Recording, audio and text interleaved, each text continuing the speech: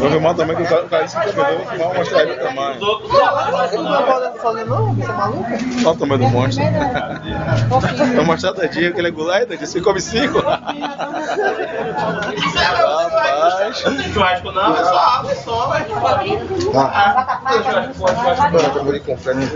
Cachaça, só pra churrasco mesmo. Tá bom. Tá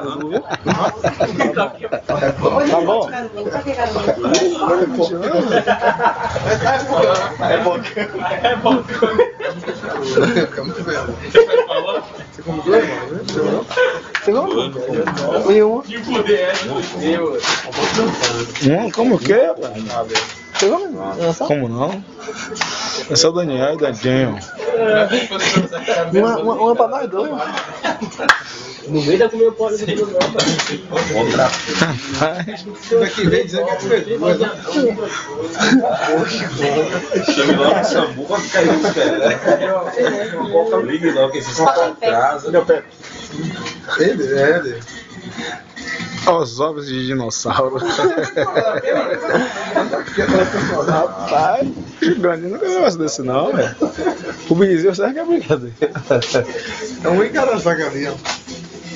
Eu comer duas dessas aqui? Você é maluco? Ele vai fazer como, velho? Eu não consigo comer. Não, eu vou levar. Eu vou comprar uma, eu vou comer um pedaço e eu vou levar pra casa. Uma que ele levar pra casa. É, vou levar pra casa, minha sobrinha, a mãe, eu não como nem metade aí, você é maluco, pai? Maluco, Rubio? Então, camarão é 6. Nem é 5.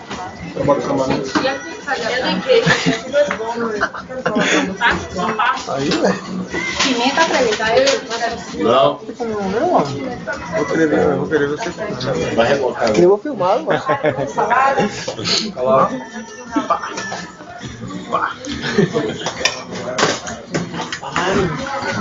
Cara, disse que come desse sozinho, não bota o pé não, velho. Não, mas como não? Come porra nenhuma. Eu não como meia banda dessa. Comer come, mas tem que ter o tempo, né, velho? Eu como um pedaço de manhã, um pedaço de tarde, um pedaço de noite. Aí, tem uma receita boa. Uma receita